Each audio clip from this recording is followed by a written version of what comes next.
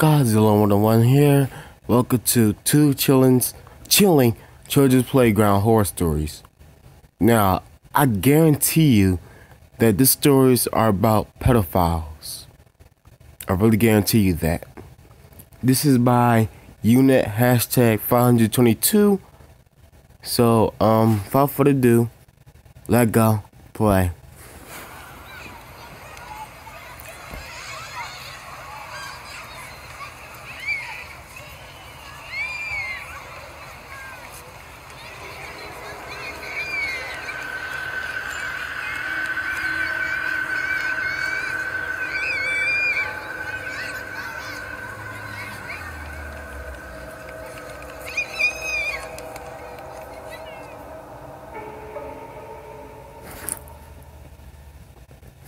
The playground that eats children.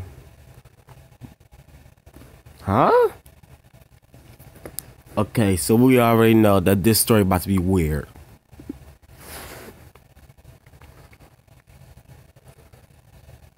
I stood on the veranda of my house, staring off into the empty patch of grass while smoking a cigarette. There was nothing, just a large patch of green. I used to see children playing soccer or throwing a frisbee around, but lately there's been less kids. No one's interested in going outside anymore, not even my own daughter Susie. Susie used to love to play outside. She would run around the open patch of grass without a care in the world. Sometimes she would even roll around in it. Other times she would simply lie down and stare up into the clouds. But that was a long time ago. Susie doesn't want to go outside anymore. It seems that none of the kids do. We live in a relatively small estate. There's only approximately 80 houses. It's a very quiet neighborhood. Nothing interesting ever happens here, but that's why a lot of parents like it. It's a safe place for their children to live in, but it's also very boring here. There's nothing to do outside and nowhere to go. The nearest shopping center is about a 15-minute car trip away. Some of the parents have sent in complaints and suggestions to the owners of the estate, requesting some additions to the open patches of grass. Maybe add some real soccer goals or even a playground. The owners soon acknowledged these suggestions and announced plans to start construction on a playground in November of 2016. That was 2 years ago, and construction ceased to commence for a very long time. Everyone just forgot about the playground after a while. Technology consumed every household in the estate, just as it has for the rest of the world. So naturally, the owner saw no reason to build a playground if no one was around to use it. That's the reason it was so peculiar, just to see it suddenly appear out of nowhere.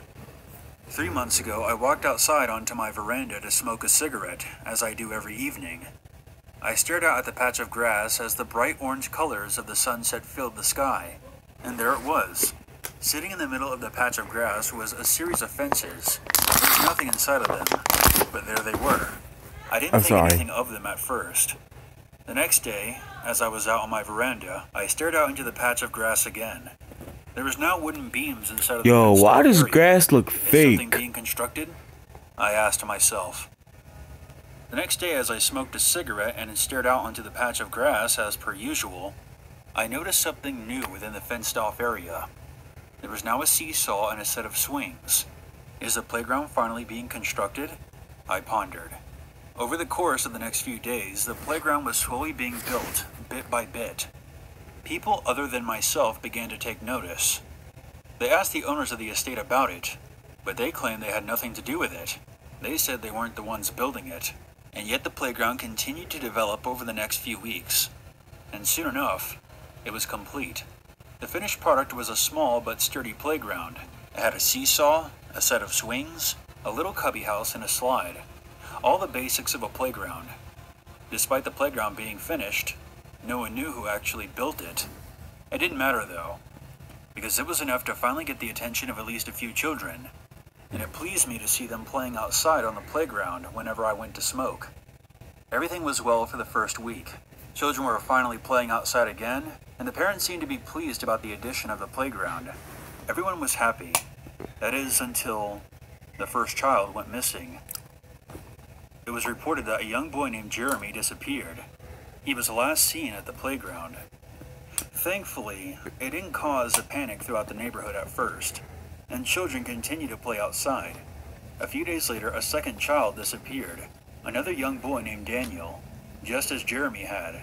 He was last seen at the playground. This soon caused panic throughout the estate, and authorities were now getting involved. My son would ask me if he could go outside and play, and I would respond, "No, it's too dangerous." The panic in the neighborhood escalated after two twin sisters went missing, a week after Daniel disappeared. The twin sisters were last seen at the playground. The police commenced a thorough investigation, trying to get to the bottom of the disappearances. However, after 2 months, there were no leads to the missing kids. I still go out and smoke a cigarette on the veranda every night. I still stare off into the patch of grass, but I don't see kids playing there anymore. But I still check every day and night, just in case. I remember one evening while I was staring at the playground smoking my cigarette, one of my neighbors walked past my house. We chatted for a bit. We mostly expressed our concerns about the recent disappearances. She told me that she was planning to move out in order to keep her own family safe. I told her that was a smart decision. My neighbor then asked me how my own daughter, Susie, was doing. "Oh, Susie's doing just fine. She's really getting along with her new brothers and sisters." Wait, what? "Oh, I didn't know you had more children," my neighbor said in surprise. "Yeah, 3 Wait, what if the person is the one that's kidnapped the children though? girls and 2 boys."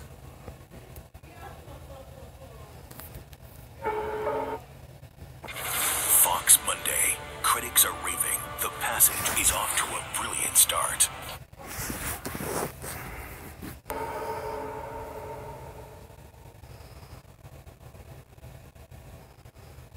I was about 8 years old when this happened, but I can still recollect every chilling detail. I moved to a new town, one that was much nicer, cleaner, and quieter than the town that I lived in prior.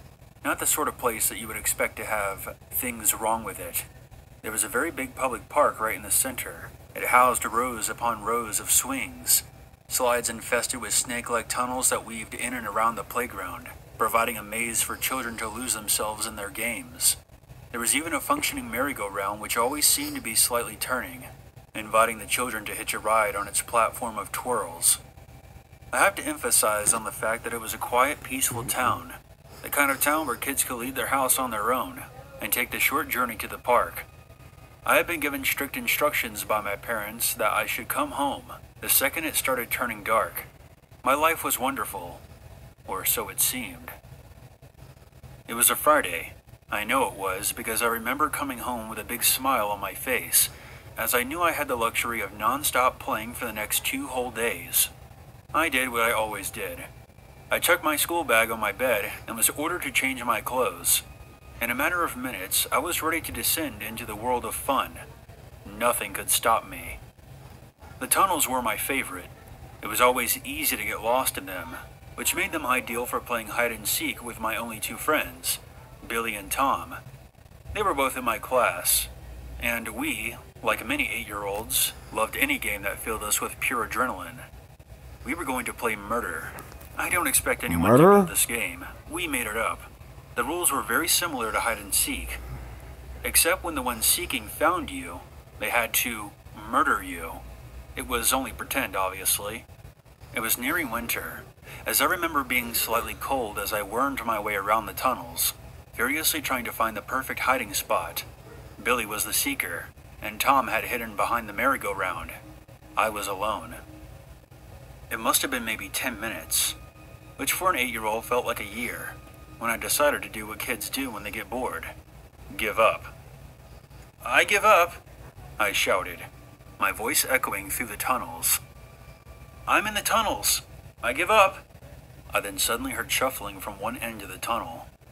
I don't know why, but I froze still. I didn't call out again. I just waited. Something wasn't right. Billy would always say something before coming in after someone in the tunnels. He'd always congratulate them on being the last to be found, or for cheating by hiding in the endless maze of tunnels. As I stood frozen, the shuffling grew louder. I could tell that it was starting to get dark outside, as the tunnel slowly began to become darker. I began to shuffle backwards, but the shuffling ahead of me grew louder, as if someone or something way too big for the tunnel was trying to navigate around. "Come out. It's time to go home now." A very creepy voice echoed in the tunnels. It sounded like when a grown man talks to small children. This was definitely wrong. I probably would have come out if the voice was outside, but it wasn't. It was inside the tunnels. Why would an adult crawl inside? As I was shuffling further and further back, the face of an old man appeared in the darkness ahead of me. Patches of hair on his head and the definite look of someone who hadn't showered in at least a week. I couldn't see what he was wearing, but I knew that it was old, tattered clothes. He had a sharp, scraggly beard which was peppered with dirt. The second we made eye contact, he just smiled at me, revealing his filthy, unbrushed teeth, which had blotches of brown and black covering them entirely. I panicked.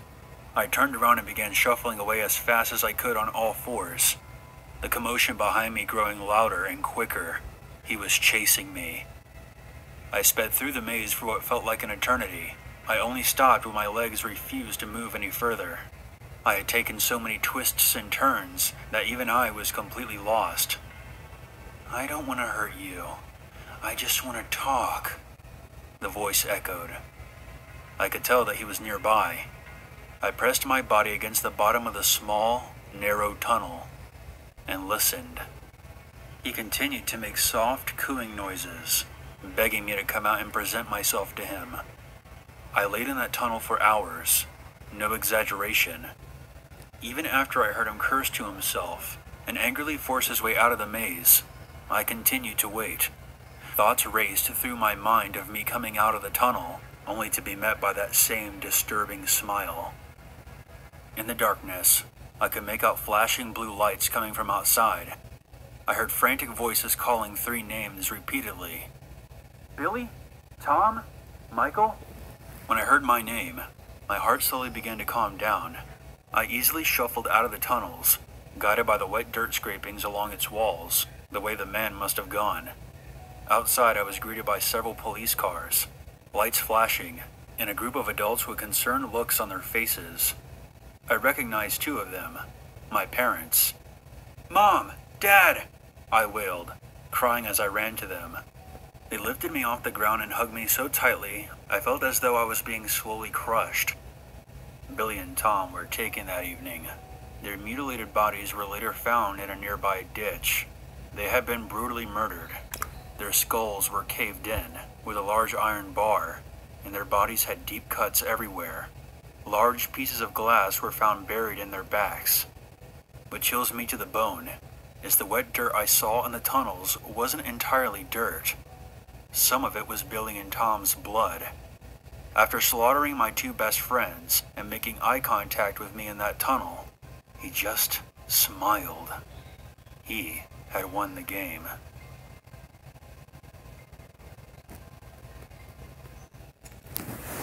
Yo!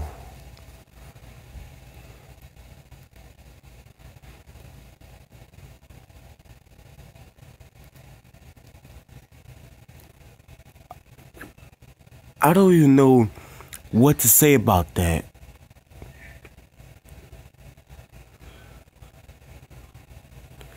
That's crazy.